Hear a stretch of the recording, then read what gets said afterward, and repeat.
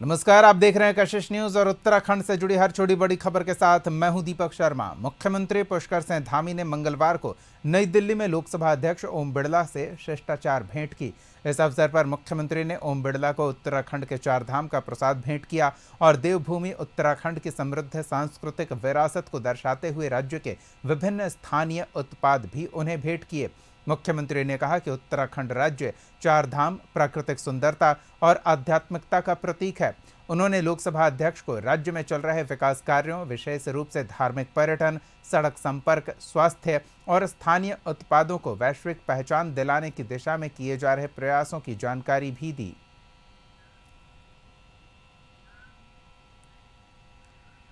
उत्तराखंड के मुख्यमंत्री पुष्कर सिंह धामी के आदेश पर ऑपरेशन कालनेमी की शुरुआत की गई है और ये अभियान उन लोगों के खिलाफ चलाया जा रहा जो धार्मिक वेशभूषा पहनकर लोगों को ठगने और धोखा देने का धंधा करते हैं। खासतौर पर कांवड़ यात्रा जैसे आयोजनों में ऐसे कुछ साधु संत का भेष धर के लोग शामिल हो जाते हैं जो आस्था की आड़ में अपराध करते हैं। गढ़वाल परिक्षेत्र के आईजी राज्य स्वरूप ने कहा कि कालनेमी अभियान के तहत फर्जी बाबाओं के खिलाफ लगातार कार्रवाई की जा रही है।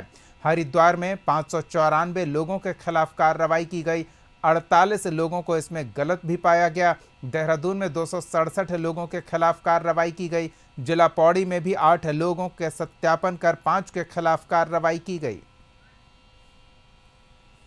594 लोगों को हमने आइडेंटिफाई करके उनको वेरीफाई किया है, जिसमें कि 48 लोगों को हमने गलत पाया है और उनके 48 लोगों के विरुद्ध में हमने कार्रवाई की है। सिमिलरली आप देखें कि देहरादून में 267 लोगों का सत्यापन किया गया है, जिसमें कि 87 लोगों का इसमें गलत पाए गए हैं और इनमें एक का अभियोग इन्होंने पंजीकृत किया है और 86 अन्य के विरुद्ध में कार्रवाई की गई है। पौड़ी जनपद में 8 लोगों का हमने सत्यापन किया है, जिसमें कि 5 लोग गलत पाए। खानपुर थाना क्षेत्र के ब्राह्मणवाला गांव में आधी रात को नरपाल शर्मा व्यक्ति के घर पर गांव के ही दूसरे पक्ष के 20 से 25 लोगों ने हमला बोल दिया। हमले के समय नरपाल शर्मा के घर के दरवाजे बंद थे। बताया जा रहा है कि आरोपी हमलावरों ने नरपाल शर्मा के घर के दरवाजे पर ही तमंचा और बंदूक से कई राउंड फायरिंग की, जिससे गांव में हड़कंप मच गया। पुलिस के मौके पर आने से पहले आरोपी हमलावर फरार हो गए। पुलिस ने मौके से कुछ खोखे बरामद किए हैं। पूरे मामले की जानकारी लेने के बाद आरोपी पक्ष के 2 लोगों को हिरासत में लिया गया। मोहल्ले पड़ोस से पता लग रहा है रात 11 बजे के आसपास यहाँ पे 50 से 60 राउंड फायरिंग की गई है। इससे अपने गांव का लड़का तुषार गैंगस्टर के नाम से उसकी फेसबुक आईडी बनी हुई है, वैसे भी तुषार गैंगस्टर बोलते हैं उसको। उसके साथ 50-60 लड़के बाइक से आए, बाहर के लड़के थे सारे, और आज तक हमारे गांव में कोई ऐसी घटना नहीं हुई जो बाहर के लड़कों ने आके हमारे गांव पे फायरिंग की। मार्क्स वगैरह कुछ नहीं, खुले आम थे, वो तो गांव पड़ोस के सभी बता रहे हैं, सबने उनको देखा है। मुख्यमंत्री पुष्कर सिंह धामी के आदेश पर उत्तराखंड के स्कूलों में अब श्रीमद् भगवद गीता पढ़ाई जाएगी। पूर्व कैबिनेट मंत्री प्रेमचंद अग्रवाल ने इसे राज्य की सांस्कृतिक जड़ों से जुड़ने की दिशा में एक अहम कदम बताया। कहा कि उत्तराखंड देवभूमि है और यहाँ की संस्कृति का ज्ञान बच्चों को बचपन से मिलना चाहिए। मुख्यमंत्री का यह संकल्प शुरू से हो रहा है कि भावी पीढ़ी उत्तराखंड की परंपरा, आस्था और इतिहास को समझे। उन्होंने कहा कि इससे बच्चों में नैतिकता, मूल्य और आत्मबोध विकसित होगा जो भविष्य निर्माण में सहायक होगा। वहीं कांग्रेस प्रदेश अध्यक्ष करण महरा ने इस कार्य की सराहना की है।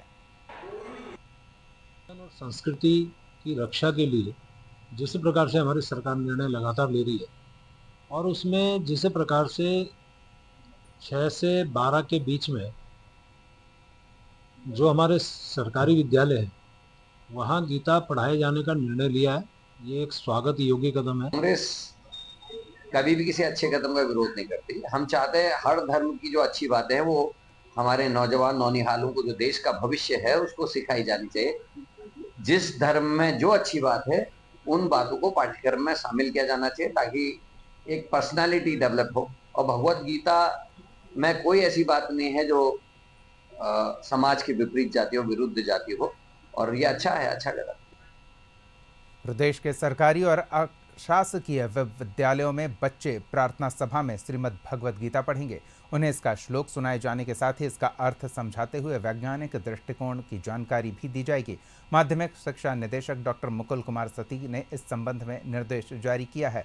शिक्षा निदेशक ने सभी मुख्य शिक्षा अधिकारियों को निर्देश में कहा कि प्रार्थना सभा में हर दिन कम से कम एक श्लोक अर्थ सहित छात्र छात्राओं को सुनाया जाए। सरकार का था कि प्रत्येक विद्यालय में, इस प्रदेश में जितने भी विद्यालय हैं, चाहे सरकारी हों चाहे अशासकीय विद्यालय हों, सब में जो है गीता का पाठ कराया जाए और श्रीमद् भगवद गीता के जितने भी अंश हैं, जितने भी श्लोक हैं, पाठ ही मत कराओ बल्कि बच्चों को भावार्थ ही बताए कि क्या मतलब उसका होता है। तो उसको परिप्रेक्ष्य में ध्यान रखते हुए ये कार्यक्रम आज से स्टार्ट किया गया है। ये निर्णय हल्द्वानी में अब कूड़े की निगरानी सीसीटीवी के जरिए हो रही है। ऐसा इसलिए किया जा रहा है क्योंकि हल्द्वानी नगर निगम के कुछ इलाकों में सख्ती बरतने के बाद भी लोग कूड़ा फेंकने से बाज नहीं आ रहे। हल्द्वानी में मंडी बाईपास, चंबल पुल ऐसे इलाके हैं जहां लोगों को हिदायत देने के बाद भी लोग लगातार यहां वहां कूड़ा फेंक दे रहे हैं। निगम कई बार सफाई कर चुका, बावजूद इसके लोगों के कूड़ा डालने की आदत नहीं सुधर रही। नगर आयुक्त ने सख्त चेतावनी दी है कि अगर डोर टू डोर कलेक्शन के बाद भी सार्वजनिक स्थानों पर कूड़ा डाला जा रहा तो कड़ी कार्रवाई की जाएगी। देखिए, जिस तरीके से लगातार नगर निगम की टीम काम कर रही है और हम बार बार कूड़ा उठाते हैं, लेकिन कुछ जो पॉकेट्स हैं, जैसे अगर हम कहें तो मंडी बाईपास है, चंबल पुल है, इन जगहों पे बार बार सफाई कराने के बाद लोग गाड़ियों से आते हैं और रात में कूड़ा डालते हैं। तो हमने कुछ स्थानों पर सीसी कैमरा भी अभी वर्तमान में लगा दिया है। उद्देश्य एक ही है इन स्थानों को चिन्हित करने का कि जो बड़े स्थान हैं, क्योंकि कूड़ा देखने के बाद लोग वहाँ लगातार कूड़ा डाल रहे हैं, तो इन पे सफाई का अभियान भी चलाया गया। कल मंडी बाईपास पे पूरा सफाई अभियान चलाया गया है, यहाँ प्लांटेशन भी किया जाएगा। इसके साथ ही हम अभी हमारे कुछ एक वेंडर से भी बात हो रही है, जिसमें हम जो कूड़े के जो पॉकेट्स हैं उन पे कैसे वहीं मौके पर ही चिन्हित करके चालान की कार्रवाई करें और बड़े बड़े प्लॉट्स जिन पर कूड़ा पड़ा हुआ है उनको चिन्हित करेंगे। उत्तराखंड में अब राशन की सभी दुकानों में ई-पॉस मशीनें लगाई जा रही है। देहरादून के जिला आपूर्ति पदाधिकारी के अग्रवाल ने बताया कि देहरादून में राशन की सभी दुकानों पर बायोमेट्रिक सत्यापन होगा। यह सत्यापन राशन कार्ड धारकों के लिए अनिवार्य है और यह सुनिश्चित करेगा कि केवल पात्र लाभार्थियों को ही सरकारी योजनाओं का लाभ मिले। अब राशन वितरण ई-पॉस मशीनों के माध्यम से सत्यापन जरूरी होगा। दुकानों पर बायोमेट्रिक मशीनें और साथ में जो है लैपटॉप दिए गए थे। वो व्यवस्था पुरानी हो गई थी और उसमें केवल एक ही बायोमेट्रिक के माध्यम से ही, अंगूठे के माध्यम से ही इसका जो है राशन वितरण हो रहा था। तो उसमें समस्या आ रही थी कि कुछ लोगों को अंगूठे के निशान जो है, उनकी उंगलियों के निशान उसमें मैच नहीं कर पाते थे, घिस जाती थी उंगलियां। तो ऐसी स्थिति में नई मशीनों की आवश्यकता महसूस हुई और फिर जो है ये नई ई-पॉस मशीन जो है ये मंगाई गई हैं। दिग्गज भूवैज्ञानिकों ने अपने अध्ययन में उत्तराखंड में बड़ा भूकंप आने की आशंका जताई है। इसके बाद आपदा प्रबंधन विभाग सतर्क हो गया है। आपदा प्रबंधन विभाग के सचिव विनोद कुमार सुमन का कहना है कि उत्तराखंड जोन 4 और जोन 5 में है। इसके मद्देनजर उत्तराखंड में IIT रुड़की के सहयोग से भूदेव ऐप डेवलप किया गया। भूकंप आने से पहले ये ऐप लोगों को सावधान करेगा। उन्होंने बताया कि जब कहीं भूकंप आता है तो 2 तरह की तरंगें निकलती है, एक प्राइमरी और दूसरी सेकेंडरी वेव। उन्होंने बताया कि हम सेंसर की संख्या बढ़ाने पर काम कर रहे हैं और सभी से अनुरोध है कि भूदेव ऐप जरूर डाउनलोड करें। देखिए, उत्तराखंड है कि जोन 4 और जोन 5 में बसा हुआ है। कुछ पार्ट जोन 4 में है, कुछ पार्ट जोन 5 में है। और इस लिहाज से हम देखें तो भूकंप की दृष्टि से बहुत संवेदनशील राज्य है उत्तराखंड। उसके लिए उत्तराखंड ने बहुत पहले ही कार्रवाई कर ली है। एक भूदेव ऐप डेवलप किया है उत्तराखंड ने IIT रुड़की के सहयोग से। भूदेव ऐप अगर हमारे पास है तो भूदेव ऐप हमको भूकंप आने के पहले 10 सेकंड से लेकर 40 सेकंड पहले बता देगा कि भूकंप आ चुका है, आप सावधान हो जाइए। जनपद टिहरी के SSP आयुष अग्रवाल की दूरदर्शी सोच के कारण मुनि की रेती में बिछड़ने वाले बच्चों और लोगों के लिए पुलिस मददगार साबित हो रही। 11 जुलाई से शुरू हुई कांवड़ यात्रा में अब तक 2 दर्जन से अधिक बिछड़े बच्चों और लोगों को पुलिस ने परिवार वालों से मिलाने का काम किया है। बिछड़े बच्चों को पाकर परिजन काफ़ी खुश और गदगद नजर आते हैं। पुलिस का धन्यवाद करते नहीं थकते। बिछड़ने वाले कई बच्चों की तस्वीरें ऐसी भी सामने आई है जिन्हें देख खुद पुलिसकर्मी भी भावुक हो जाते हैं। हमारे ससुर जी हैं, सुबह 6 बजे से लाइट गायब थे। मैंने दिल्ली पुलिस के पास आया, मैंने उनसे मदद मांगी, मैंने उनसे बोला ससुर खो गया। मेरा ऐसे सुबह 6 बजे से मिल रहे, तो इन्होंने हमारा साथ दिया दिल्ली पुलिस ने और हमारे ससुर को ढूंढ लिया। अच्छा, ये आपके नाना जी हैं जो खो गए थे? ससुर है हमारे। अच्छा, ससुर जी हैं आपके, अच्छा, जो खो गए थे। अच्छा, और ये मैडम है जिन्होंने मतलब मदद करी है आपके लोग के ना? चलिए, बढ़िया बढ़िया। अब ठीक हैं आप? रुड़की में एक महिला ने अपने पति पर गंभीर आरोप लगाया। पीड़ित महिला ने प्रेस कॉन्फ्रेंस कर अपनी पीड़ा बताई और कहा कि उसकी शादी पिरान कलियर के महमूदपुर के रहने वाले रोशन नाम के व्यक्ति से 6 वर्ष पहले हुई थी, जिससे एक 2 वर्ष का बेटा भी है। पर अब उसने दूसरा विवाह उत्तर प्रदेश के नजीबाबाद की रहने वाली किसी दूसरी लड़की से करना चाहता है। महिला ने बताया कि उसके पति और ससुराल वाले दबंग हैं और उन लोगों के तरफ से जान से मारने की धमकी भी दी गई है।